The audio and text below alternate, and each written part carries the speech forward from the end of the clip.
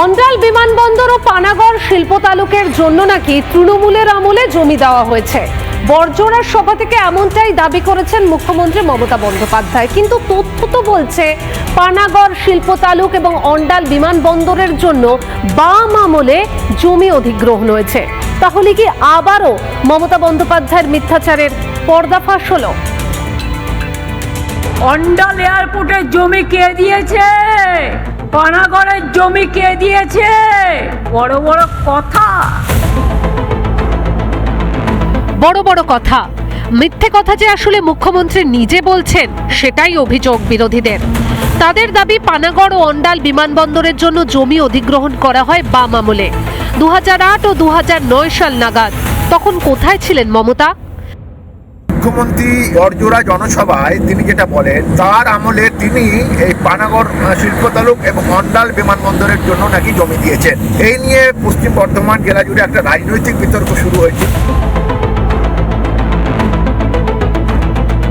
সম্পূর্ণ মিথ্যা কথা। মমতা বন্দ্যোপাধ্যায় 2008 সালে 9 সালে বিরোধী নেত্রী ছিলেন। সেই সময়তে তিনি জমি অধিগ্রহণের বিরুদ্ধে সোচ্চার হয়েছিলেন বলেই আজকে নন্দীগ্রাম সিঙ্গুর কারখানা চলে গেছে গুজরাটে। এই যে এত বড় মিথ্যা কথা তিনি বলছেন, মানুষকে বিভ্রান্তি করছেন। মন অবস্থায় পড়েছেন যে উনি কখন মন্ত্রী হলেন, মন্ত্রিসভায় গেলেন, কখন উনি জমিদান দিতে পারেন, এটুকু পর্যন্ত জ্ঞান আর নেই।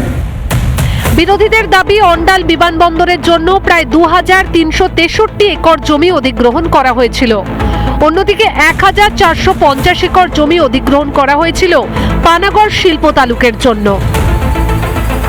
প্রায় 20 বিঘের মতন ওনার জমি গেছে পানাগড় শিল্প তালুকে।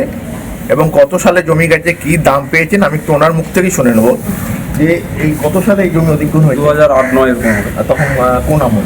বাম আমলে? বাম আমলে। কি দাম দেওয়া হয়েছিল? 3,60,000 টাকা বিঘা। বিঘে? আচ্ছা, আপনার কত 20 বিঘে জায়গা গেছে? শুনলেন তো, বাম আমলেই জমি অধিগ্রহণ করা হয়েছিল। তারপরেও বড় মুখ করে প্রকাশ্য সভায় এইসব বলেন কি করে একজন প্রশাসনিক প্রধান? কেন বারবার মুখ্যমন্ত্রী এইভাবে মানুষকে বিভ্রান্ত করেন, সেই অভিযোগটা করছেন বিরোধীরা। দুর্গাপুর থেকে রমেন মজুমদারের রিপোর্ট, রিপাবলিক বাংলা। নানা ধরনের কন্টেন্ট দেখার জন্য লাইক করুন, শেয়ার করুন আমাদের ফেসবুক পেজ, সাবস্ক্রাইব করুন আমাদের ইউটিউব চ্যানেল। পাশাপাশি অন্যান্য ব্রেকিং নিউজের জন্য অবশ্যই চোখ রাখুন রিপাবলিক বাংলায়।